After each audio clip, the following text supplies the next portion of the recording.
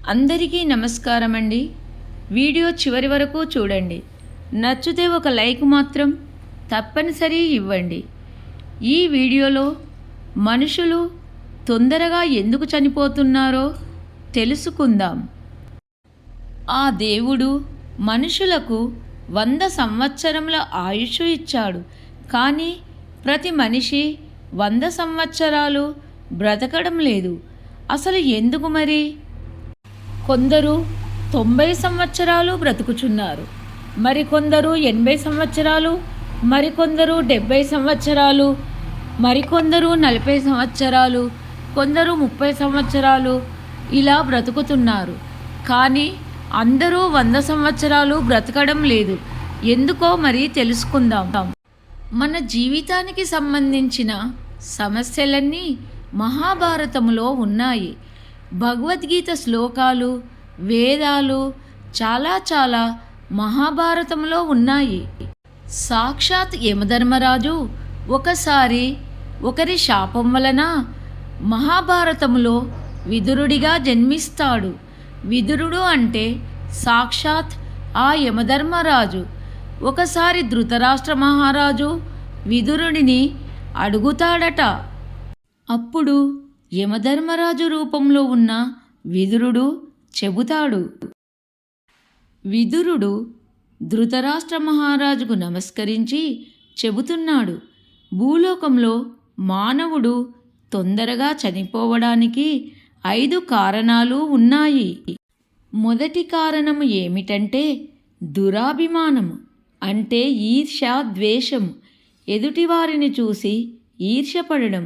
వాడు చాలా ఎదుగుచున్నాడు, వాడు ఇల్లు కట్టుకున్నాడు, వాడు ఇది కొన్నాడు, అది కొన్నాడు అని ఈర్ష్యపడుతూ అవి మనకు లేవే అని బాధపడుతూ ఉంటాడు.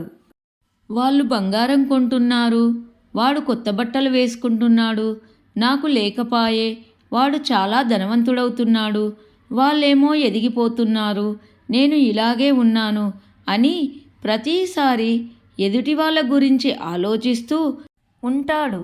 తన ఎదుగుదలను పట్టించుకోడు. కొందరు ఎప్పుడూ ఇతరుల గురించి ఆలోచించి అసూయపడతారు, ఈర్ష్యను పెంచుకుంటారు. వాళ్ళు ఎప్పుడూ ఇతరులపై ఈర్ష్య పడుతూనే ఉంటారు. ఇతరుల గురించి ఆలోచించి తన ఎదుగుదలను మర్చిపోతారు. ఈ విధముగా మనసులో చింతపడుతూ తమ ఆయుష్ను తగ్గించుకుంటున్నారు. ఇతరుల గురించి ఆలోచించకుండా మనము ఎలా ఎదగాలి అని ఆలోచించుకుంటే చాలా మంచిది అని విదురుడు చెబుతున్నాడు. ఇక రెండో విషయం, చాలామంది ఎప్పుడూ వదులుతూనే ఉంటారు. అలా అవసరం ఉన్నా లేకపోయినా ఏదో ఒకటి మాట్లాడుతూనే ఉంటారు. ఇలా మాట్లాడితే కూడా ఆయుష్ తగ్గిపోతుంది. ఇలా మాట్లాడినప్పుడు ఊపిరి ఎక్కువగా తీసుకుంటాము, అందువలన కూడా ఆయుష్ తగ్గిపోతుంది. అవసరం ఉన్నప్పుడే మాట్లాడాలి.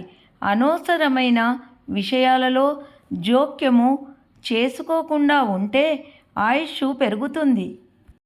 ఉచ్ఛ్వాస నిశ్వాసాలు ఎక్కువగా తీసుకుంటే మనిషి ఆయుష్ తొందరగా తగ్గిపోతుంది. అందుకని అవసరం ఉన్నప్పుడే మాట్లాడాలి. ఈ విధముగా కూడా మనుషులు తొందరగా చనిపోతున్నారు. మరియు విదురుడు ధృతరాష్ట్రునితో ఈ విధముగా చెబుతున్నాడు. మరొకటి, మనము ఉన్నంతలో దానము చేయాలి. దానము చేయడానికి ఆయుష్కు సంబంధం ఏమిటంటే దానము చేయడం వలన మనము చేసిన కర్మ పోతుంది. మనము ఏదైనా దానం చేస్తే వారు మనలను ఆశీర్వదిస్తారు. మనము పేదవారికి కడుపు నిండా ఆహారం పెట్టినచో వారు కడుపు నిండా తిని మీరు నిండు 100 ఏళ్ళు బ్రతకండి అని ఆశీర్వదిస్తారు. బ్రాహ్మణులకు దానం చేసినచో వాళ్ళు శతమానం భవతి అని అంటారు. ఎప్పుడు కూడా మన కుటుంబం గురించి ఆలోచిస్తూ మనకు ఉన్నంతలో దానము చేయకపోయినచో ఆయుష్ తగ్గుతుందని విదురుడు ధృతరాష్ట్రునితో చెబుతున్నాడు. మనం పుట్టినప్పుడు ఏమీ తీసుకొని రాలేదు. పోయేటప్పుడు అన్నీ ఇక్కడే వదిలిపెట్టి పోవాలి. అందుకని మనకు ఉన్నంతలో దాన ధర్మాలు చేస్తే ఆయుష్ పెరుగుతుంది. మరియు కోపం వలన కూడా ఆయుష్ క్షీణిస్తుంది. తన కోపమే తన శత్రువు అని అంటారు. మనము విపరీతమైన కోపం తెచ్చుకున్నప్పుడు బీపీ పెరుగుతుంది. మనకు ఎవరి మీదైనా కోపంతో అరిచినప్పుడు మన నరాలు బిగుసుకుంటాయి.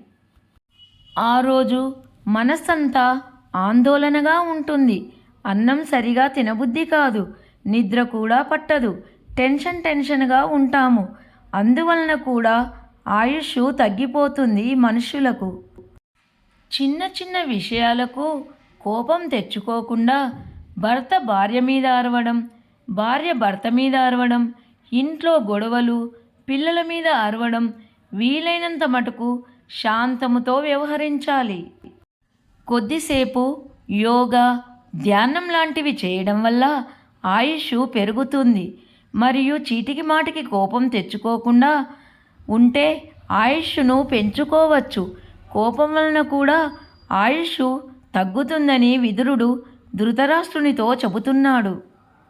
మరొకటి నమ్మకద్రోహము మిత్రులకు, బంధువులకు, మనను నమ్మిన వారికి, స్నేహితులకు ద్రోహము చేసినచో వారు సూర్యచంద్రులు ఉన్నంతకాలము నరకములో ఉంటారని విదురుడు మహాభారతములో చెప్పియున్నారు.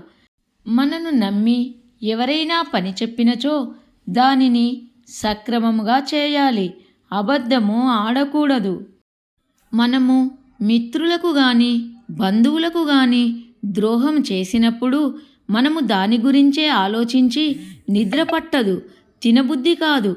మనము చేసిన ద్రోహము ఎప్పుడు బయటపడుతుందో అని టెన్షన్గా ఉంటుంది.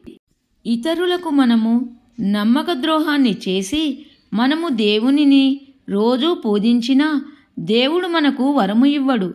నమ్మక ద్రోహము దేవునికి నచ్చదు. ప్రశాంతముగా ఉండలేడు నమ్మక ద్రోహం చేసినవాడు. దీనివలన కూడా ఆయుష్ తగ్గుతుంది.